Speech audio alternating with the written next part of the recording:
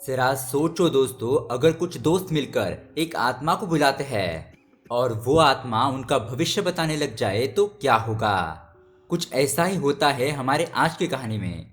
नमस्ते दोस्तों, मेरा नाम है किरण और आप देख रहे हैं हॉरर बॉक्स हिंदी। दोस्तों, इस वीडियो को लाइक और हमारे चैनल को सब्सक्राइब करें ऐसे ही हॉरर वीडियोस देखने के लिए।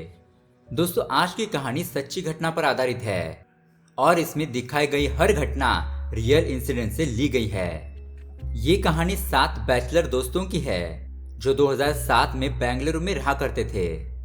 एक दिन ऐसे ही मस्ती मजाक में वो लोग एक आत्मा को बुलाते हैं और उनके साथ आगे क्या होता है यही देखेंगे हम आज की कहानी में। तो दोस्तों, कहानी की शुरुआत होती है साल 2007 से, जहां पर हम देखते हैं माधवन नाम का एक आदमी हॉस्पिटल में अपनी आंखें खोलता है। डॉक्टर उसको बताते हैं कि वो कुछ दिनों से कोमा में था और अभी भी उसकी हालत बहुत खराब है। लेकिन माधवन कहता है कि मैं ठीक हूँ डॉक्टर, मुझे अपने दोस्तों के पास जाना है। इस पर डॉक्टर कहते हैं कि वो अभी आईसीयू वार्ड में है और यहाँ पर वो किसी से भी नहीं मिल सकता जब तक कि वो थोड़ा ठीक नहीं हो जाता। और अभी तुम्हारी आंखें धुंधली हो रखी है, जब तक वो थोड़ी ठीक नहीं हो जाती और तुम सामने वाली दीवार पर जो फोटो है वो क्लियरली नहीं देख पाते, तुम्हें नॉर्मल वार्ड में शिफ्ट नहीं किया जाएगा। अब ये सुनकर माधवन परेशान हो जाता है। ऐसी कौन सी बात थी जो माधवन अपने दोस्तों से अर्जेंटली बताना चाहता था।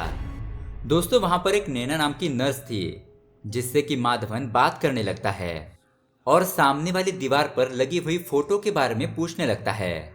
उसके बाद नैना उसे बता भी देती है कि दीवार पर कौन सी फोटो लगी हुई है। अब जब अगली बार डॉक्टर वहां पर आते हैं तो माधवन डॉक्टर से दीवार पर लगी हुई फोटो के बारे में बताता है। लेकिन ये डॉक्टर भी स्मार्ट थे, वो समझ जाते हैं कि माधवन नॉर्मल वार्ड में जाने के लिए झूठ बोल रहा है।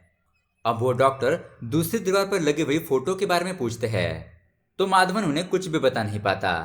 और ये देखकर डॉक्टर सभी स्टाफ को इंस्ट्रक्शन देते हैं कि कोई भी उसे फोटो के बारे में कुछ भी नहीं बताएगा। अब डॉक्टर के जाने के बाद नैना भी उससे नाराज हो गई थी, लेकिन जैसे तैसे करके माधवन उसे मना लेता है। नैना उससे पूछती है कि वो अपने दोस्तों को ऐसा क्या बताना चाहता है जिससे कि वो इतना परेशान हो रहा है। वो तो ठीक होने के बाद भी जो भी बात है वो अपने दोस्तों को बता सकता है। इस पर माधवन अपनी कहानी बताने लगता है और हम उसके और उसके दोस्तों की सच्ची कहानी देखते हैं।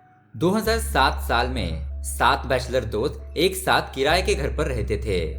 उनका घर सिटी से बहुत दूर था। अब ये सब दोस्त बैचलर थे और बैचलर कैसे होते हैं ये तो हमें अच्छी तरीके से पता है। स्ट्रगल, हंसी मजाक, प्यार का चक्कर और उल्टी सीधी हरकतें, इन सब की लाइफ भी ऐसे ही कट रही थी।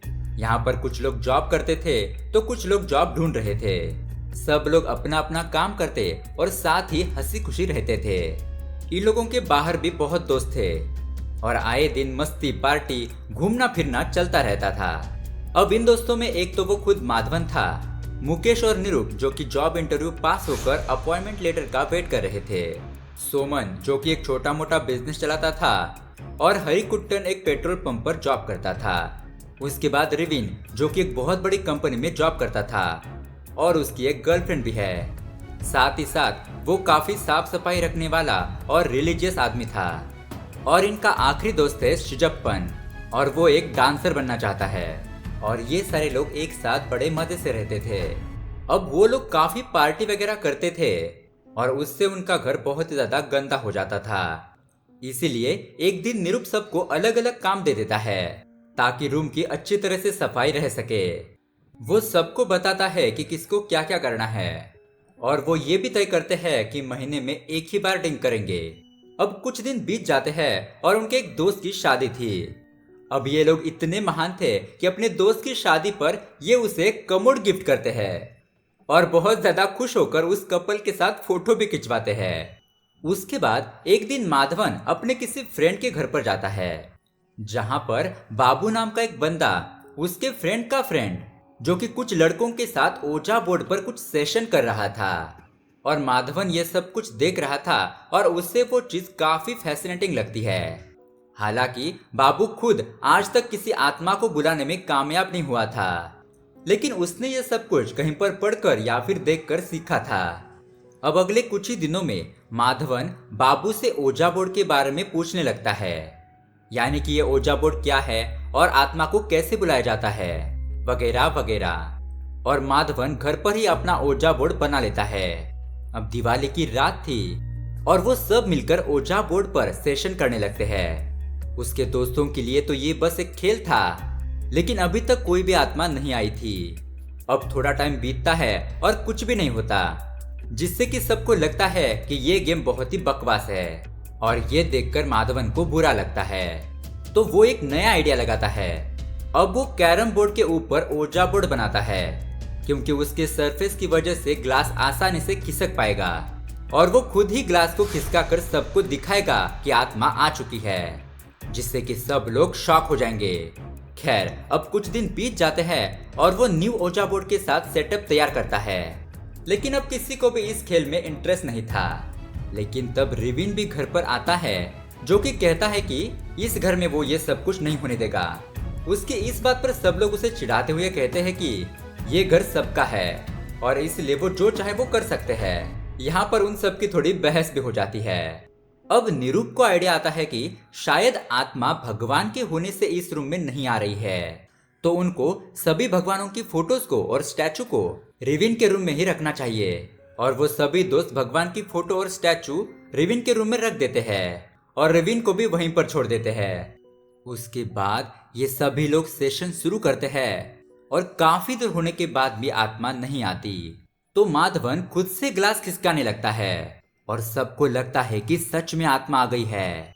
अब सब लोग थोड़ा डर जाते हैं, लेकिन माधवन अकेला तो पूरे बोर्ड के ऊपर ग्लास को नहीं खिसका सकता था, इसलिए उसका साथ यहाँ पर शिजप्पन देता है।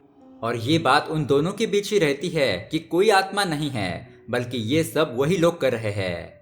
अब वो लोग स्पिरिट का नाम पूछते हैं, तो वो दोनों अपने मन से ही लिख देते हैं अनामिका।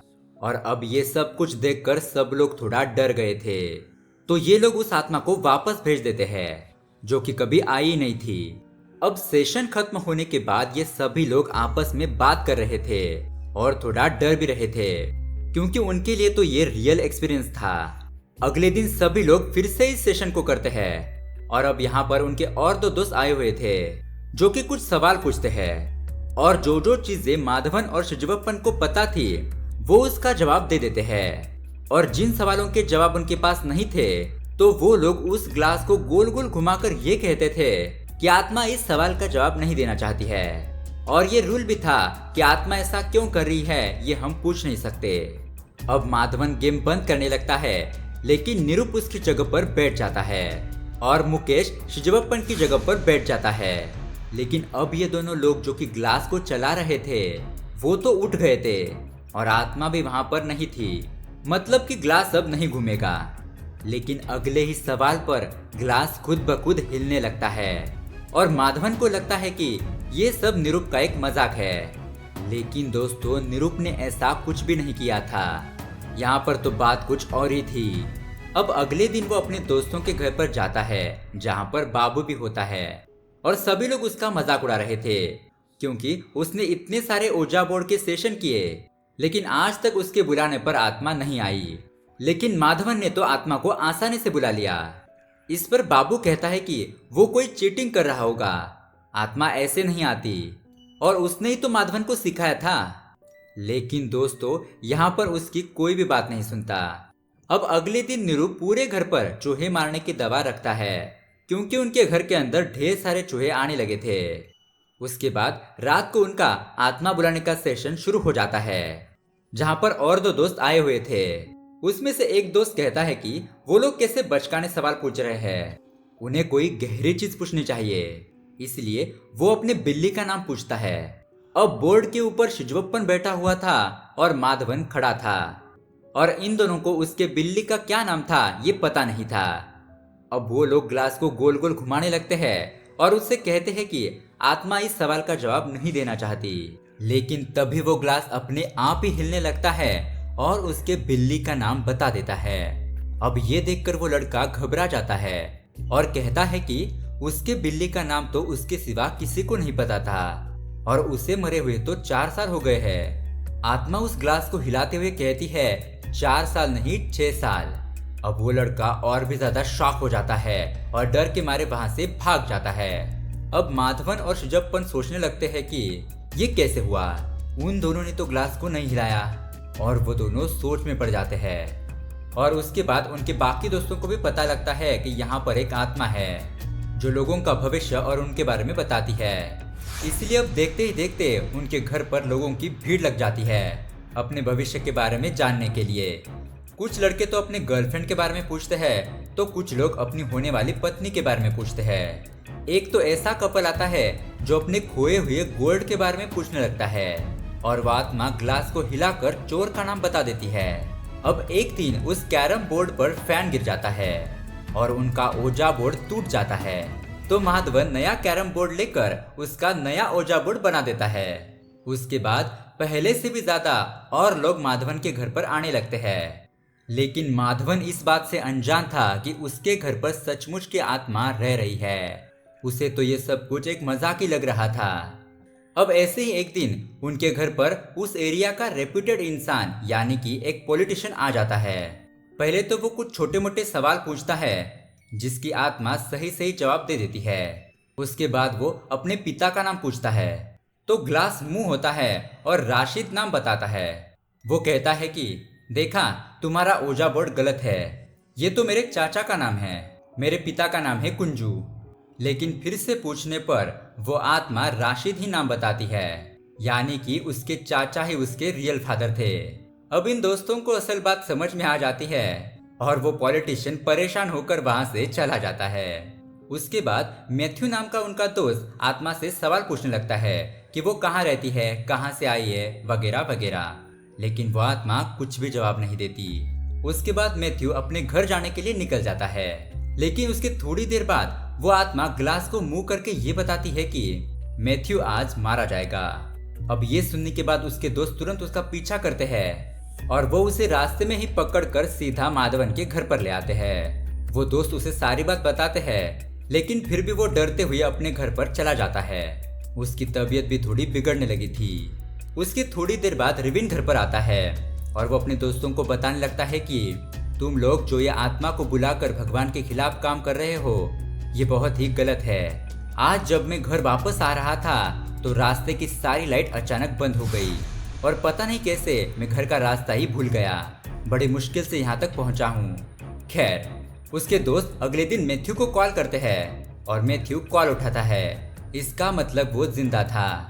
उसके बाद उन लोगों को पता चलता है कि उनके पहचान के एक दुकान वाले के पिताजी का नाम है मैथ्यू और वो गुजर गए थे। मतलब आत्मा ने सच ही बताया था। अब एक दिन माधवन के घर पर बाबू आ जाता है जिसने माधवन को ओजा बोर्ड के बारे में बताया था। वो भी गेम खेलने लगता है और वो उस आत्मा से कुछ सवाल पूछता है। वो पूछता है कि क्या तुम इन लोगों की बलि चाहती हो? तो वो आत्मा हाँ कहते हुए ग्लास को मुंह करती है। उसके बाद वो पूछता है क्या इन लोगों के कहने के बाद तुम यहाँ से चली जाती हो? वो आत्मा नो कहती है। अब ये देखकर वो सब लोग डर जाते हैं और माधवन को बहुत ही ज्यादा गुस्सा आ जाता है। वो बाबू के साथ मारपीट करने लगता है और बाबू वहां से गुस्से में जाते हुए उनसे कहता है कि तुम लोग मेरी बात कान खोल के सुन लो। तुम्हारे घर पर जो आत्मा है वो कोई मामूली आत्मा नहीं है, वो तुम्हारी बलि चाहती है। तुम सारे मरोगे सालों। अब ये सब लोग तो बाहर थे, लेकिन बोर्ड के पास सिर्फ अकेला हरी बैठा था। वो आत्मा ग्लास को मुंह करते हुए कुछ बताने लगती है और इसी हड़बड़ी में हरी कुछ लेटर्स को नोट डाउन करता है। वो सब लोग घर के अंदर आते हैं और हरी उनको बताता है कि यह आत्मा हमसे कुछ कहना चाहती है और वो नोटबुक पर लिखे हुए लाइन को उन्हें दिखाता है, लेकिन वो लाइन अधूरी थी जिससे इन लोगों को कुछ भी समझ नहीं आता। उसके बाद निरुप को गुस्सा आ जाता है और वो उस ओजा बोर्ड को ही तोड़ देता है। कहता है कि यही सारी फसाद की जड़ है। अब ऐसे ही कुछ दिन बीत जाते हैं और ओजा बोर्ड का गेम ना होने की वजह से ये सारे लोग बोर होने लगते हैं। अब एक दिन माधवन सबको अपने एक फ्रेंड सीनू के बारे में बताता है कि उसको किसने किडनैप कर लिया था और तब से उसे एक बहुत बड़ा झटका लगा और वो सदमे में चला गया है। वो कुछ दिन हमारे साथ रहेगा तो नॉर्मल हो जाएगा। अब ये बात सुनकर उसके बाकी के दोस्त सीनू को वहां पर रहने की परमिशन दे देते हैं। अब इस घर में सीनू के आने के बाद यहाँ पर अलग ही लेवल की कॉमेडी शुरू हो जाती है। सीनू भी थोड़ा अजीब था। वो अजीब तरह से स्माइल करता था कभी कभी अचानक एक ही जगह पर रुक जाता था। दीवार पर लगी लड़की की फोटो देखकर अकेले ही उससे बातें करता था। ऐसे ही एक दिन सीनू आधी रात को उठ जाता है और घर के बाहर जाने लगता है। उसके दोस्त उसका पीछा करते हैं और सीनू थोड़ा दूर एक रेलवे स्टेशन पर आकर रुक जाता है।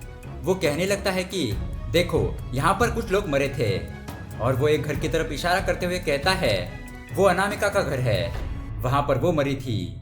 अब ये सुनने के बाद निरूप और माधवन की बुरी तरीके से फट जाती है और वो दोनों बहुत ज्यादा डर जाते हैं और दौड़कर वापस घर पर आ जाते हैं।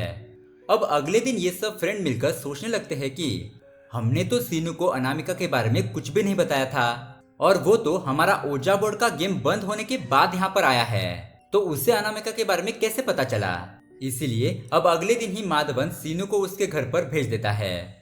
दोस्तों, अब इन सारे दोस्तों के साथ बुरी घटनाएं घटना शुरू हो जाती है, जैसे कि सिमोन के पैर का एक्सीडेंट हो जाना, मुकेश और निरूप के इंटरव्यू में पास न होना, और करिकट्टन ने तो अपनी जॉब ही खो दी थी।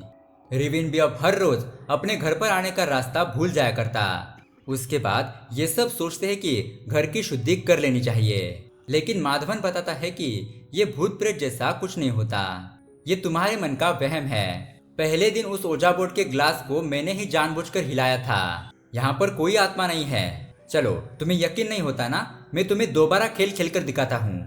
ऐसा कहते हुए वो फिर से गेम खेलने लगता है। वो कहता है कि बोलो, तुम्हें कौन से नाम की आत्मा चाहिए, और वो ग्लास को खुद हिलाने की कोशिश करने लगता है, लेकिन वो आत्मा अनामिका नाम पर ही ग्लास को रोक देती है। ये देखकर माधवन भी डर जाता है।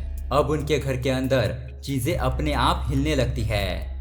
वो सब किसी के प्रेजेंस को महसूस कर पाते हैं। खिड़की के बाहर उन्हें कुछ काली परछाइयां दिखने लगती है, जिसे देखकर ये सभी लोग डर जाते हैं और डर के मारे घर के बाहर आ जाते हैं। अगले दिन ये सब लोग मिलकर एक फादर को बुलाकर घर का शुद्धिकरण करवा लेते हैं और भगवान की मूर्तियां जहां पर थी वहां पर उसे रख देते हैं। अब उन्हें लगता है कि सब कुछ ठीक हो गया है, लेकिन कुछ ही दिन बाद माधवन को बहुत तेज बुखार हो जाता है और इसी बुखार के चलते वो कोमा में चला जाता है।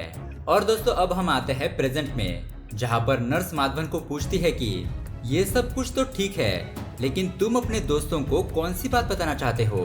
माधवन बताता है कि जब वो बेहोश होने वाला था तब उसने देखा कि पीले रंग की बैग में अनामिका की आत्मा घुस गई है। इसीलिए अब नर्स माधवन की मदद करती है और वो दीवार पर लगी हुई फोटो में कौन सी पिक्चर है वो बता देती है। डॉक्टर के वहां पर आने पर माधवन डॉक्टर को बताता है कि उस दीवार पर क्या है, इसलिए डॉक्टर भी उसे अब दोस्तों से मिलने की इजाजत दे देते हैं। यहाँ पर सभी लोग उससे मिलने के लिए आए थे और माधवन की माँ उसे बताती है कि इतने दिनों से सीनू ही तुम्हारा ख्याल रख रहा था, आज वो तुम्हारे कपड़े लाने के लिए घर पर गया है। तभी वहां पर सीनू आ जाता है और हम देखते हैं कि उसके पीठ पर वही पीली बैग थी और वो आते वक्त उस नोटबुक पर लिखी हुई लाइन को भी कंप्लीट कर देता है, जिसमें लिखा हुआ था वी आर कमिंग। मतलब दोस्तों, अनामिका के साथ और कई सारी आत्माएं अब इनके पीछे पड़ चुकी थी। और दोस्तों, ये मूवी यहीं पर एंड हो जाती है। दोस्तों, इस मूवी का सेकंड पार्ट भी आने वाला है और आपको ये मूवी कैसी लगी हमें कमेंट करके जरूर बताएं। साथ ही वीडियो को लाइक और चैनल को सब्सक्राइब करें ऐसे ही हॉरर वीडियोस देखने के लिए। Thanks for watching.